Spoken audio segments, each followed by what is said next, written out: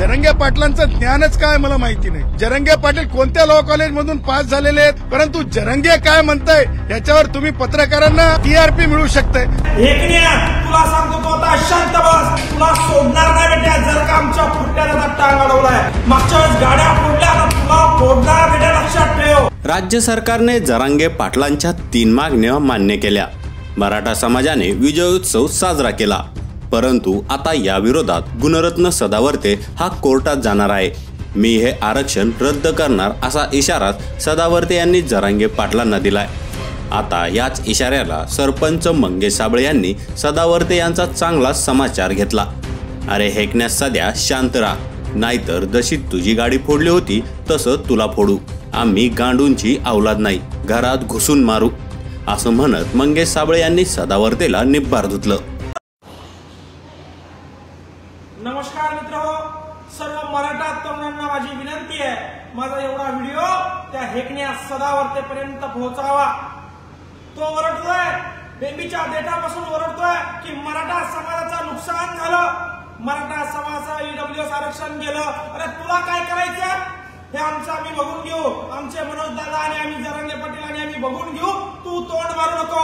कायद्यानं या ठिकाणी आम्ही आरक्षण मिळवलंय आणि कायद्यानं तुला कुठल्याही समाजाच्या भावना दुखावण्याचा अधिकार दिलेला नाही, कायद्याने तुला कुठल्याही बोंबलत फिरायचा अधिकार दिलेला नाही। हेकण्या तुला सांगतो तो आता शांत बस, आमच्या फट्ट्यामध्ये तू टांग अडवू नको, अन्यथा जर का पुन्हा मुंबईला आलो तर तुझी खैर नाही, याद राख। तू आता मराठा समाजाविषयी एक शब्द न बोललेला बरा, नाहीतर तुला मी चेतावणी देतोय, तुला सोडणार नाही बेटा। जर का आमच्या फट्ट्याला टांग अडवलाय, तू काय काय समजतो काय आम्हाला? हजारो लाखो करोडो मराठ्यांचा अपमान तू करतोय। तुला काय लढाई लढायची, तू कायद्यानं लढ। आमच्या समाजाला हुसकावण्याचं, आमच्या समाजाच्या नादाला जर का लागला तर आम्ही गांडूंची औलाद नाही। तू आता सुद्धा लक्षात ठेव, मागच्या वेळेस गाड्या फोडल्या, आता तुला फोडणार बेटा, लक्षात ठेव।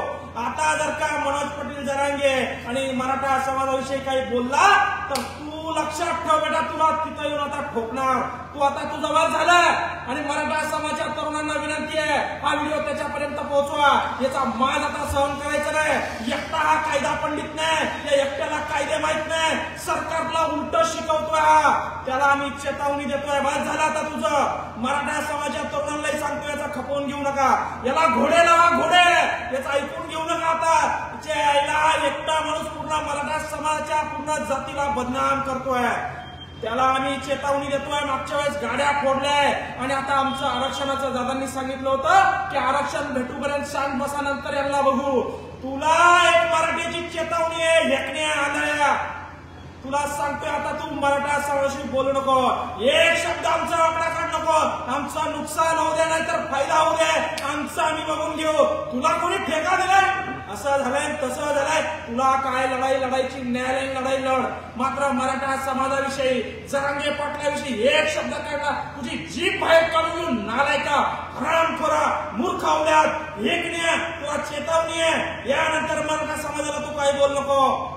सर्व बांधवांनी त्याच्यापर्यंत हा व्हिडिओ पाठवा, त्याच्या घरात वाजला पाहिजे, नाहीतर पुन्हा जाऊन दणका देऊ त्याच्या आईला त्याच्या। यावर तुम्हाला काय वाटतं ते कमेंट करून नक्की सांगा आणि व्हायरल मराठी चॅनलला सबस्क्राईब केले नसेल तर सबस्क्राईब करायला विसरू नका।